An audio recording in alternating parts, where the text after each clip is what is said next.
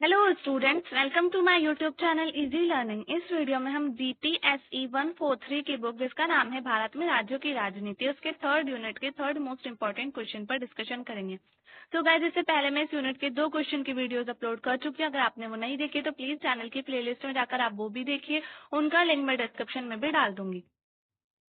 ये हमारा third unit चल रहा है। उससे पहले मैं 2 यूनिट की वीडियोस अपलोड कर चुकी हूँ। अगर आपने वो नहीं देखे तो प्लीज वो भी देखिए, ताकि आपको ये क्वेश्चंस भी अच्छे से इजीली समझ आ सके और आपका सिलेबस जल्दी से कंप्लीट हो सके। तो चलिए वीडियो स्टार्ट करते हैं। हमारा क्वेश्चन है, केंद्र राज्य वित्तीय संबंधों पर प्रकाश डालें। इससे पहले जो हमने इस चैप्टर में हमें केंद्र राज्य के वित्तीय संबंध, प्रशासनिक संबंध, संघीय संबंध किस तरह के होते हैं यही डिस्कशन करना था। और इससे पहले दोनों क्वेश्चंस में हमने संघीय संबंध और प्रशासनिक संबंधों पर डिस्कशन कर चुके हैं। इस वीडियो में हम वित्तीय संबंधों पर डिस्कशन करेंगे। वीडियो स्टार्ट करने से पहले मैं आपसे कहना चाहती हूँ, अगर आपने मेरे चैनल को सब्सक्राइब नहीं किया तो प्लीज मेरे चैनल को सब्सक्राइब करें, वीडियो को लाइक करें, शेयर करें। एंड अगर आपको नोट्स चाहिए तो आप व्हाट्सएप पर कॉन्टेक्ट कर सकते हैं। व्हाट्सएप नंबर मैं डिस्क्रिप्शन में डाल दूंगी। तो चलिए वीडियो स्टार्ट करते हैं। हमारा क्वेश्चन है, केंद्र राज्य वित्तीय संबंधों पर प्रकाश डालें या फिर केंद्र तथा राज्यों के बीच वित्तीय संबंधों पर चर्चा करें। तो केंद्र और राज्यों के बीच किस तरह के वित्तीय संबंध होते हैं उसके बारे में हम इस क्वेश्चन में डिस्कशन करेंगे। सबसे पहले हमारे केंद्र और राज्य के वित्तीय संबंधों में फर्स्ट पॉइंट आता है संवैधानिक प्रावधान। तो संविधान द्वारा केंद्र और राज्यों के बीच जो जो वित्तीय संबंधों से रिलेटेड प्रावधान दिए गए हैं उनके बारे में हम डिस्कशन करेंगे इसमें। केंद्र तथा राज्यों के बीच राजस्व के साधनों के विभाजन के आधारभूत सिद्धांत हैं कार्य क्षमता, पर्याप्तता तथा उपयुक्तता। इन तीनों उद्देश्यों की एक साथ प्राप्ति बहुत कठिन है, अतः भारतीय संविधान में समझौतों की मांग की गई है। संविधान द्वारा केंद्र व राज्य के बीच वित्तीय संबंधों को इस प्रकार दिखाया जा रहा है। अब केंद्र और राज्य के बीच जो संवैधानिक प्रावधान दिए गए हैं उनके बारे में हम यहाँ पर डिस्कशन करेंगे। सबसे पहले शक्ति व कर विभाजन। राजस्व या फिर कर जो होता है वो किस तरह से विभाजित किया जाता है, कौन सा कर जो टैक्स जनता से लिया जाता है, कौन सा टैक्स राज्य सरकार लेगी, कौन सा टैक्स केंद्र सरकार लेगी, तो उसका यहाँ पर हम पढ़ेंगे। भारतीय संविधान में वित्तीय प्रावधानों की 2 विशेषताएं। पहली, संघ तथा राज्यों के बीच कर निर्धारण की शक्ति का पूरा विभाजन कर दिया गया है। और दूसरा, करों से प्राप्त आय का बंटवारा होता है, मतलब बराबर बराबर बांट लिया जाता है। तो ये होता है। अब दूसरा है हमारा संघ द्वारा संग्रहित कर।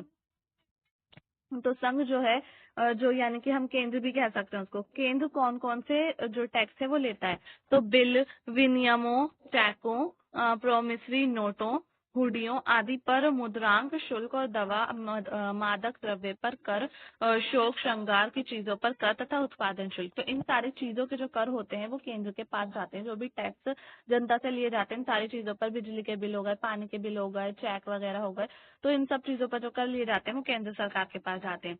संघ द्वारा केंद्र को सौंपे गए कर। तो जो केंद्र सरकार संघ द्वारा राज्यों को सौंपे गए कर संघ या फिर केंद्र सरकार जो होती है जो राज्यों को कर सौंपती है वो होते हैं जो वो हम इसमें पढ़ेंगे, जैसे कि रेल हो गए, शेयर बाजार वगैरह हो गए। संपत्ति के उत्तराधिकार तथा संपदा पर कर, रेल, समुद्र, वायु द्वारा ले जाने वाले माल तथा यात्रियों पर सीमित कर, रेल तथा वस्तु भाड़ों पर कर, शेयर बाजार तथा सट्टा बाजार के आदान प्रदान पर कर, समाचार पत्रों के क्रय विक्रय, उनमें प्रकाशित विज्ञापनों, समाचार पत्रों के अंतर्राज्यीय व्यापार और व्यापार से माल के क्रय विक्रय पर कर। इन करों का विभाजन संघ तथा राज्यों के बीच होता है। ये सारे जो मैंने अभी नाम लिए ऊपर, इन सारे करों का जो है विभाजन बराबरी से होता है केंद्र और राज्यों के बीच। और ऊपर वाले जो कर पड़े थे ये सिर्फ केंद्र सरकार के पास जाते हैं। अब हमारा नेक्स्ट पॉइंट है सार्वजनिक उद्देश्य तथा सहायता के लिए अनुदान। तो कुछ ऐसे उद्देश्य हो जाते हैं या फिर कुछ सहायता वगैरह हो जाती है जो केंद्र जो है राज्यों को देता है, अनुदान देता है। तो वो कौन कौन से होते हैं उसके बारे में हम इसमें पढ़ेंगे। संविधान में केंद्र द्वारा राज्यों को 4 तरह से के सहायक अनुदान प्रदान करने की व्यवस्था की गई है। अनुदान मतलब कि पैसे दे देना, कुछ मदद कर देना उनकी, तो ये हमारा अनुदान होता है। पटसन व उनसे बनी वस्तुओं के निर्यात से जो कर प्राप्त होता है उसमें से कुछ भाग अनुदान के रूप में जूट पैदा करने वाले राज्यों जैसे बिहार, पंजाब, बंगाल, असम तथा ओडिशा को दे दिया जाता है। तो ये सारे जो राज्य हैं इनको अनुदान दिया जाता है। और कैसे अनुदान दिया जाता है, जो पटसन या फिर ऊन से बनी वस्तुएं होती हैं पटसन की चीजों से बनी वस्तुएं जो होती हो उनको बेचकर जो भी पैसा मिलता है उसमें से कुछ हिस्सा दे दिया जाता है इन राज्यों को। और कुछ कर जो अनुदान दिया जाता है वो उन इलाकों में दिया जाता है जहाँ पर भूकंप आ जाते हैं, बाढ़ आ जाती है या फिर सूखाग्रस्त क्षेत्र हो जाते हैं, वहां पर उनकी सहायता करने के लिए केंद्रीय सरकार जो है राज्यों को अनुदान दे देती है। अब तीसरा पॉइंट है जनजातियों व कबीलों की उन्नति तथा उनके कल्याण की योजनाओं के लिए भी सहायक अनुदान दिया जाता है। तो जो जनजातियां हो गई, छोटे छोटे कबीले हो गए, उनका कल्याण हो, उनका विकास हो, तो उसके लिए भी सहायता जो सरकार होती है वो योजनाएं बनाती है और उन योजनाओं के लिए अनुदान दिया जाता है, सहायक अनुदान उसे कहते हैं। फोर्थ पॉइंट है राज्यों को आर्थिक कठिनाइयों से उबरने के लिए केंद्र राज्यों की वित्तीय सहायता कर सकता है। तो आर्थिक कठिनाइयां जो आ जाती हैं राज्यों में उनको वो खत्म हो जाए उनके लिए भी केंद्र जो है वो राज्यों की वित्तीय सहायता करता है। अब तीसरा है कर्ज लेना। तो कर्ज लेना ये होता है कि जो अगर किसी राज्य में कुछ बड़ी आपदा आ गई है या फिर किसी वजह से राज्य का जो है वित्तीय हालत खराब हो गई तो वो केंद्र से जो है कर्ज ले सकता है और कर्ज लेता है वो, उसके बाद फिर वो उसको चुका भी देता है। संविधान केंद्र को ये अधिकार प्रदान करता है कि वह अपनी संचित निधि की साख पर देशवासियों और विदेशी सरकारों से कर्ज ले सके। ये तो अभी मैंने जो आपको बताया वो राज्य सरकारों के बारे में बताया था। केंद्र सरकार जो है वो राज्य सरकारों को भी कर्ज देती है, लेकिन कभी कभार केंद्र सरकार भी कर्ज लेती है। या तो वो विदेशों से कर्ज ले सकते हैं या फिर देशवासी जो बड़े बड़े बिजनेसमैन हो जाते हैं जैसे कि अडानी अंबानी वगैरह, तो इन लोगों से जो है मैं इन लोगों को ही नहीं बता रही हूँ, मैं ये कह रही हूँ कि बड़े जो बिजनेसमैन होते हैं उन लोगों से केंद्र सरकार कर्ज ले सकती है ताकि वो जो है अपने लोगों का भलाई के लिए काम कर सके, कल्याण के लिए योजना बना सके। तो कर्ज लेने का अधिकार राज्यों को भी प्राप्त है, लेकिन वे विदेशों से उधार नहीं ले सकते। जो अभी मैंने अभी आपको बताया ऊपर, वो सिर्फ केंद्र सरकार से ही लेते हैं। अगर किसी राज्य सरकार पर संघ सरकार का कोई कर्ज बाकी है तो राज्य सरकार दूसरा कर्ज संघ सरकार की अनुमति से ही ले सकती है। इसी तरह का कर्ज देते समय संघ सरकार किसी भी तरह की शर्त लगा सकती है। तो जो संघ सरकार है या फिर केंद्र सरकार है राज्यों को कर्ज देते वक्त वो कुछ शर्त लगा सकती है, या फिर अगर उसने पहले से उस राज्य को कर्ज दे रखा है और वो पूरा नहीं हुआ है, उसने पूरा नहीं चुकाया राज्य ने, तो वो जब तक केंद्र सरकार की अनुमति नहीं लेगी या फिर केंद्र सरकार उसको अनुमति नहीं देगी तब तक उस राज्य को कर्ज नहीं मिल सकता। फोर्थ पॉइंट है करों की विमुक्ति। राज्यों द्वारा संघ की संपत्ति पर कोई कर जब तक नहीं लगाया जाता जब तक संसद विधि द्वारा कोई प्रावधान ना कर दे। तो राज्यों के द्वारा जो संघ की संपत्ति होती है या फिर केंद्र की संपत्ति हम कह सकते हैं, उस पर कोई भी कर राज्य तब तक नहीं लगा सकते जब तक संसद जो पार्लियामेंट है वो कोई कानून पास ना कर दे। भारत सरकार या रेलवे द्वारा प्रयोग में आने वाली बिजली पर संसद की अनुमति के बिना राज्य किसी तरह का कर नहीं लगा सकते।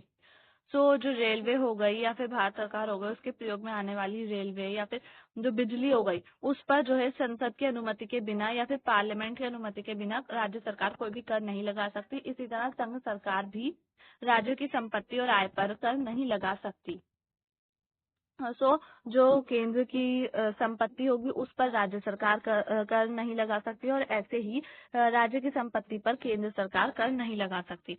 पांचवा पॉइंट है हमारा महालेखा परीक्षक द्वारा नियंत्रण। भारत के महालेखा परीक्षक की नियुक्ति केंद्रीय मंत्रिमंडल के परामर्श से राष्ट्रपति करता है। ये भारत सरकार तथा राज्य सरकारों के हिसाब का लेखा रखने और उनकी निष्पक्ष रूप से जांच करने का काम करता है। आई होप ये तो बहुत इजी था, समझ में आ गया होगा महालेखा परीक्षक का क्या काम होता है और उसकी नियुक्ति कौन करता है। नेक्स्ट पॉइंट है हमारा वित्तीय संकट काल। तो वित्तीय संकटकालीन घोषणा की स्थिति में राज्यों की राज्य सूची में चर्चित करों तक ही सीमित रहती है। वित्तीय संकट के प्रवर्तन काल में संविधान के उन सभी प्रावधानों को स्थगित करने का अधिकार है जो सहायता अनुदान या संघ के करों को आय में भाग बांटने से संबंधित हो। केंद्रीय सरकार वित्तीय मामलों में राज्यों को निर्देश भी दे सकती है। तो कभी कभार वित्तीय संकट काल आ जाता है तो उस समय पे जो केंद्रीय सरकार होती है वो वित्तीय मामलों में राज्य सरकारों को निर्देश देती है। उनको सहायता अनुदान जो है वो संघ सरकार द्वारा बांटा जाता है। ये सब इसमें बताया जा रहा है। वित्तीय संकट काल कब होता है? जब भी किसी राज्य की फाइनेंशियल कंडीशन जो होती है वो बहुत ज्यादा खराब हो जाती है, तो तब वित्तीय संकट काल हम उसे कहते हैं। और उसी में जो है राज्य सूची में जो कर होते हैं उन्हीं तक उसकी जो आय कर होते हैं वो सीमित हो जाते हैं।